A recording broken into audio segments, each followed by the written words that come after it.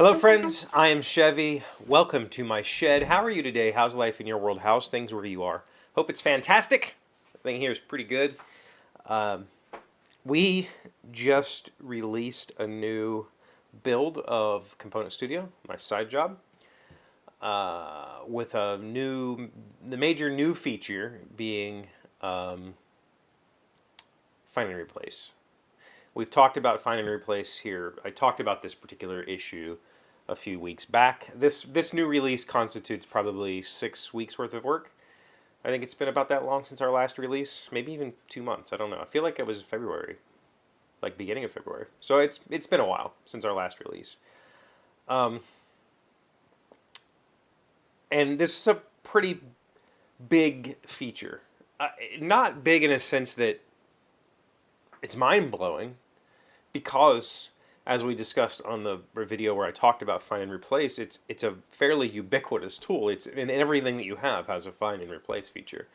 It's big in a sense that it's kind of a tough problem to solve. It's not simple, especially when,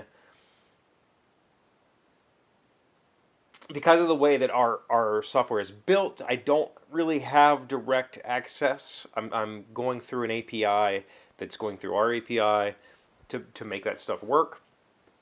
But it's a big feature in a sense that if I screw something up, if I got something wrong here, I could wreck everybody's data. Like,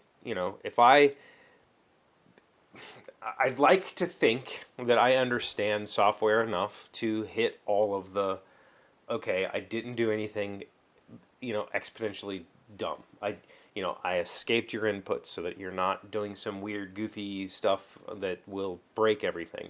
I broke things apart correctly, what we would call serialized things. I serialized everything correctly. I reassembled it correctly so that there's not going to be any weird stuff.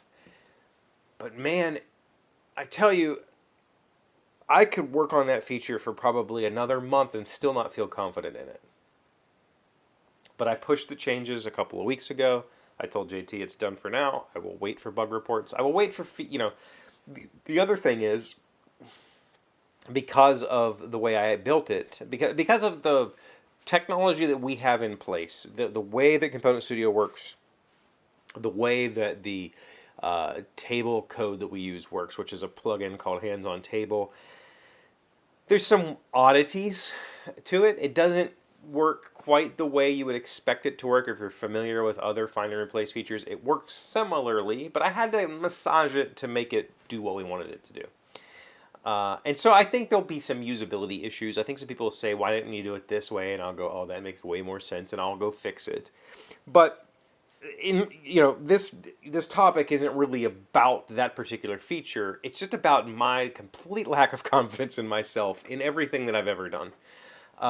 And this goes back to, like, being a mechanic. When I was a mechanic, I cannot tell you how many times I would do work and then double check my work before saying that I've finished the work, and then lower your car and then recheck it because I don't remember checking it the last time. And just, or I would fix an engine. I would, whatever. We had to take the head off and fix some valves or whatever, put it all back together, and I would just be frozen for minutes just thinking, like, did I forget something? Did I forget to put oil in it? Did I forget to put coolant in it? Did I forget to tighten the bolts? Did I forget to put a gasket on?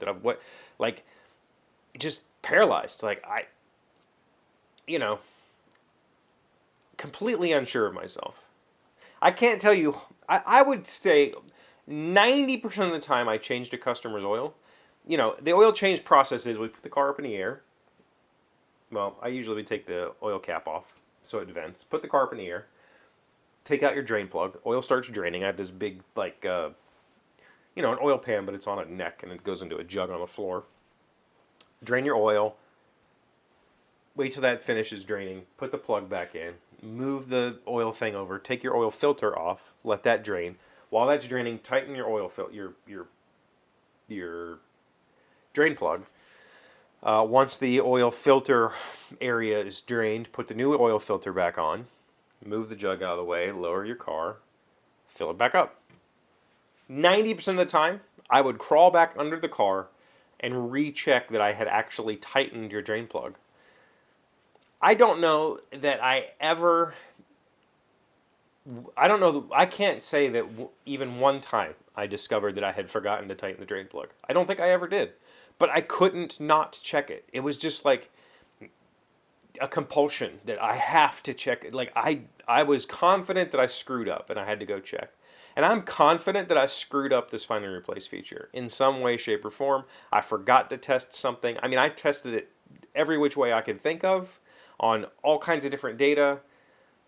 But who knows? Maybe I screwed it up. Maybe I did something stupid and it's going to suck for me.